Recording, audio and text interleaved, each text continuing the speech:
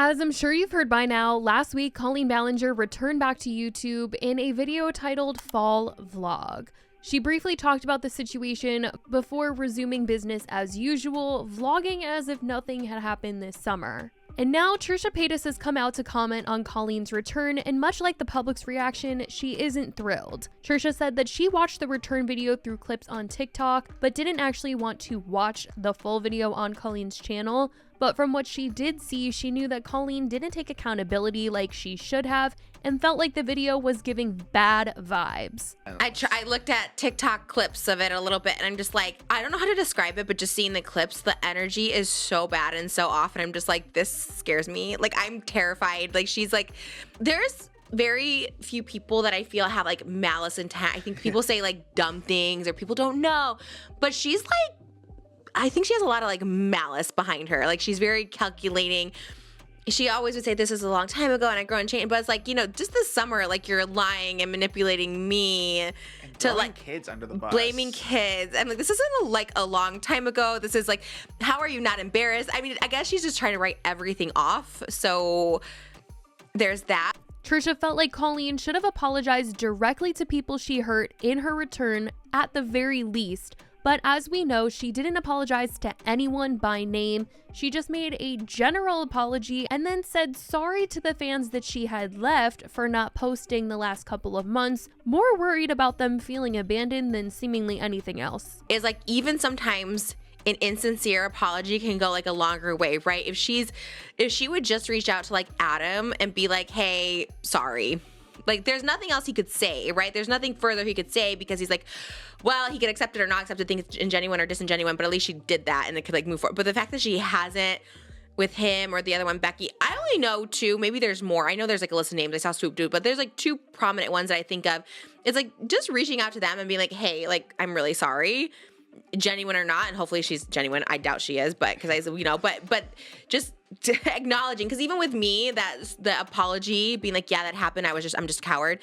It's like, okay, you're a bad person, but I guess it's some sort of closure. Like, at least I acknowledge that, oh, you did do that. You are a person. Thank you for that acknowledgement. We can move on. Trisha said that she didn't know how Colleen wasn't embarrassed enough to stay away, but her and Oscar both think that Colleen is under the impression that she still didn't really do anything wrong, just based on what people around her, like her family and JoJo Siwa, have come out to say about the situation, where they've completely downplayed it to just internet drama. I just don't know how she's not embarrassed. Like, I don't know.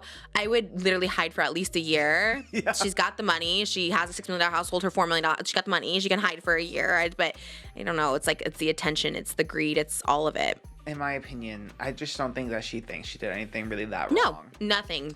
Because the way that she like moves about this whole thing, and you can tell because everyone that's like come out, that's like her friend and her family and stuff, like Todrick and JoJo and everyone in her family, they all just kind of label it as like drama or like cancel culture or whatever and stuff too. So I think that she, in her head, she's probably still a victim of all of that, and I don't think that she sees that there's actually victims of her. That she is not. And there's like something wrong with her. And I too think that with the way that Colleen's family has come out and spoken about the situation, as well as JoJo, you can just tell that Colleen felt like the victim or something here, and that the internet was out to cancel her because of her comedy, when it was just so much more than that. The internet can take a lie and run so far with it, so far that it's to the point where you just can't do anything about it. And I've had that happen to me, and I know Colleen very, very, very well, and I think the work that Colleen has done for the internet is incredible. I think her creativity is incredible. Miranda Sings is a character, is a comedian, and I think that it's very hard to be a character where people are also looking at you as you're a real human behind that character. And I think being a comedian is very hard because you were able to do things years ago that were okay. And now that we've grown and we've matured, we've realized that they're not okay. I mean, clearly JoJo is talking about the situation as if it's just a couple of bad old jokes that Colleen has that got her in trouble, when obviously it was much more than just her comedy. It was her talking to young fans, befriending them, talking inappropriately with them in group chats, things that she did at her live shows, sending Trisha's OnlyFans photos to fans, making fun of her while pretending to be her friend. It is just crazy stuff like that.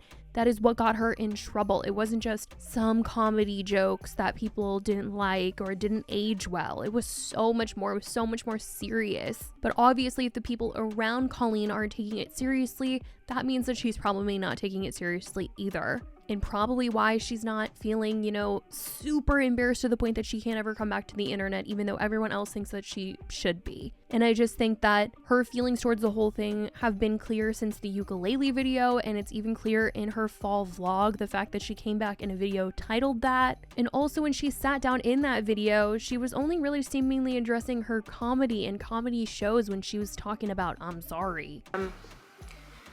Over the last 15 years of my career, there have been moments where I was immature and inappropriate with some of my comedy, and there were times when I did not put enough thought into some of my fan interactions, and because of that behavior, people got hurt, and I am so sorry. And having people around her who obviously see the situation the same way as her is definitely the reason she felt like she could come back to the internet so soon. But obviously there's a lot of theories going around as to why she might have come back earlier than expected, like with AdSense going up around the holidays and maybe needing the money or something. But Trisha felt like she should have been honest if those were her reasons for coming back. If she would have just said, hey, I kind of need the money right now, maybe it would have helped her out a little bit. And she comes back and it's like, as we knew she would. A lot of people are saying for Vlogmas, which, I mean, and I would respect that more too. If she came back, I was like, I need the money. Like, I'm looking for me. Yeah. Yeah. Instead of being like, I missed you guys and this and that. My told me to vlog. Girl. Your therapist said not to vlog. Your therapist said don't go on the internet. Like, that's what my therapist will always say to me. And I'm like, it's my job. Like, I need to be on the internet. There's no therapist that's like, you really need to vlog right now. Right now is the time to do it. You.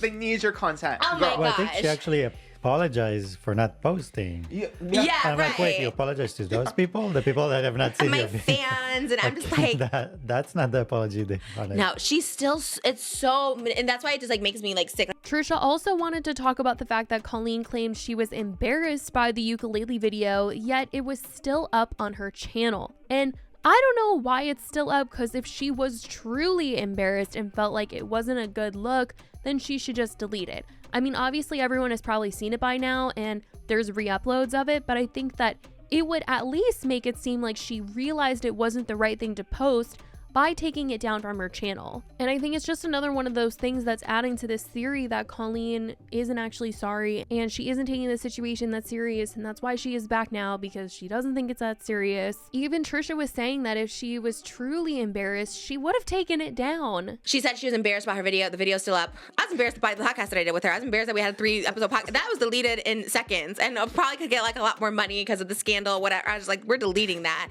There's a relationship I was in that made me look stupid. Delete. Like, I delete if you're embarrassed. I don't know.